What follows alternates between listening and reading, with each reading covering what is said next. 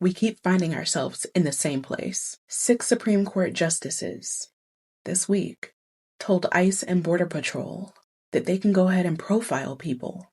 Roberts, Alito, Thomas, Kavanaugh, Gorsuch, Barrett. They ruled that race, language, even where you work, can all count as reasonable suspicion.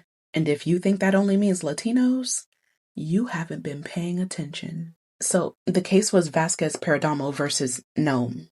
Christie Nome. California courts ruled that ICE couldn't just snatch people up off the streets just because of the way they looked or sounded. They called it racial profiling because that's exactly what it was. What it is, really. But the Supreme Court, in a 6-3 order, reversed it.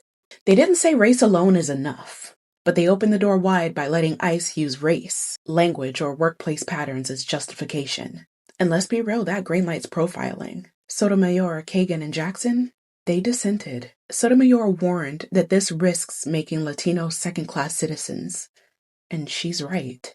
This isn't theory. This means speaking Spanish on the bus, working a low-wage job, or just existing while brown can now get you stopped. But it doesn't end with Latinos, does it? Once the court normalizes profiling, every group is in its crosshairs. Muslims, we've already seen mass surveillance of mosques after 9/11. Asian Americans, scapegoated during COVID, just like they were locked in camps during World War II. Black people, we have lived this pipeline for centuries. Slave patrols, Jim Crow, stop and frisk, COINTELPRO. This ruling makes it official, though. The government doesn't even have to hide it anymore. And history is clear. Once the state is allowed to target one group, it always expands. Fugitive slave laws gave patrols power over every black body. Japanese internment was justified as national security. McCarthyism dragged anyone accused of being different through show trials. Now it's ICE and Border Patrol, all with the Supreme Court blessing it. Today it's Spanish speakers in LA. Tomorrow it could be Sikhs in Queens, Nigerians in Houston, or Muslims in Detroit.